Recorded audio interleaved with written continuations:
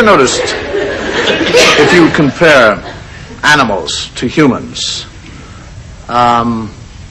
as far as females are concerned, sex rears its ugly head. What is normally complimentary to a male becomes a total insult to a female. For example, if you say of a male, he's a ram. He's a real, you actually think of great sexual prowess. He's a ram. Bull. He's a real stag. I mean, people say that. Stag. Oh, stag. He's a stallion. Oh, highly complimentary. But you get the female of the species and you apply it to a female. You call a woman a cow. There's nothing nice of you, cow, fat cow, stupid old cow. But if you say to somebody, he's a gay dog, you're thinking of somebody who's, she's a bitch. Sly, sneaky. Fox, you think of a fox, he's clever, sharp, intelligent. Vixen, mean, crafty. You can't even say a male person or a female person. You actually say things like person,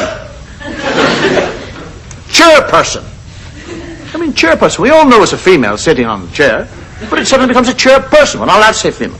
And even when it actually comes to advertising for occupations, you can't advertise a certain sex. I actually saw an advert which says, urgently wanted, person to breastfeed. And just to show how stupid that ad was, I applied for it.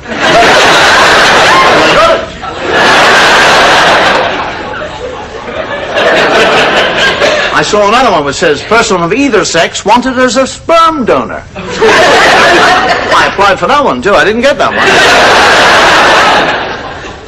But one of the main changes in today's society is our attitude to what we would call the stereotype of the sexes, or the role that the sex plays. If you actually think back to your childhood, we had very distinctive lines. My mother was a great believer in what we would call sexual differences. When I was 4 years of age, I would walk with my mother down the street, and my mother would say things like, David, walk on the outside. I go, what do you mean? Walk on the outside of me. Why, Mummy? It leaves your sword arm free.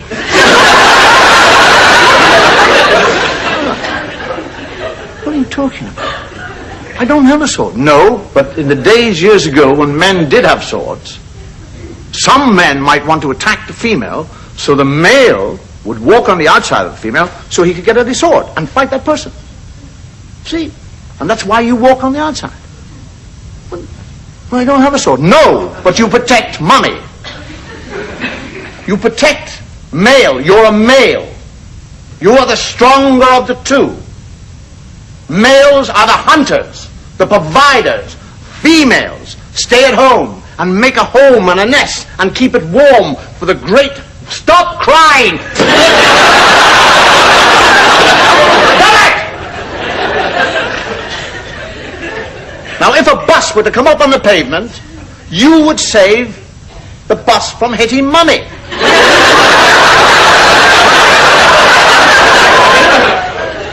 I can't stop a bus, no, but the bus would hit you and stop before it got to Mummy. Up yours, I'm going on the inside.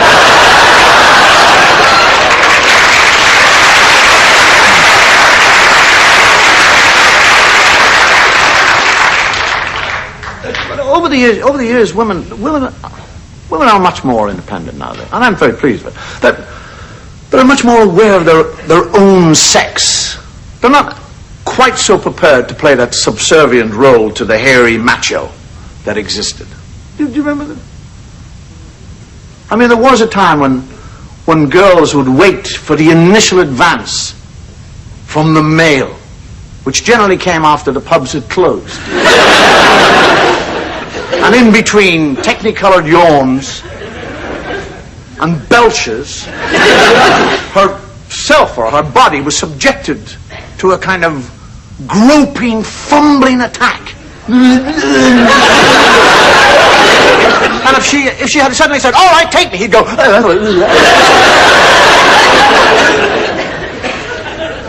See, there is actually what I would, in a way, there's a reversal, a role reversal taking place.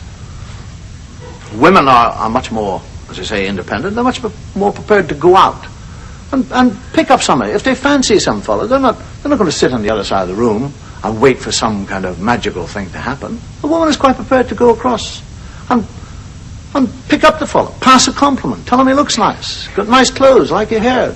She might even actually give him a sudden grope. So I've heard, anyhow. And nowadays, much more direct about sex and what sex is for them, and quite rightly. I mean, women will talk about orgasms. It's my right to have an orgasm. I'm not your sexual plaything. I want. You had it last night. It's my turn tonight. But the male now doesn't know how to react in this. He was the hunter. Now he's the hunted. He doesn't know what. He can't do the foreplay. He doesn't know what to do with it. She's talking about, I want an orgasm. And I prefer one if we could have one together. Do you think you might be able to manage that?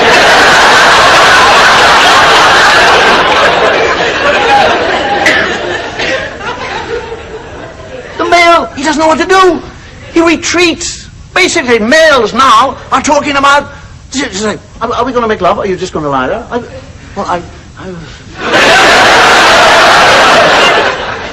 You suddenly go, I haven't taken any precautions. He tries that. I haven't taken any precautions. She said, that's all right. I took the pill an hour ago. Go on, get out. He'll say things like you've never said before. I got a headache, I think. And she'll say, I've got something to cure that.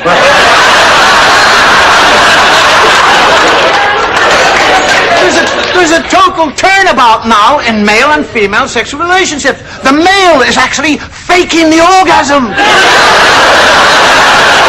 He's lying there going,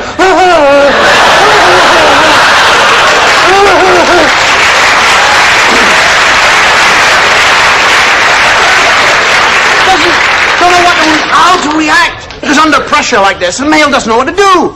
You get nervous, and because of that, you get tense. And you start to think of anything else. And the whole thing about pleasurable sex is to do it in a totally relaxed and open state. He's under attack. Come on. All right. And he's not inside. He's thinking, I hope it's good. I hope it's good. I hope she likes it. I hope it's good. I hope it's good. I hope it comes up. If it comes up, I hope it doesn't go down again. Oh, don't go. I don't have one of those premature ejaculations. Oh, I'm sorry, darling. This never happened before. Shit. Lovely thing of fantasy. When fantasy is introduced, the female will actually say, can't you think of anybody? So it's an escape for you. You go, no. So neither can I. Let's go back to sleep.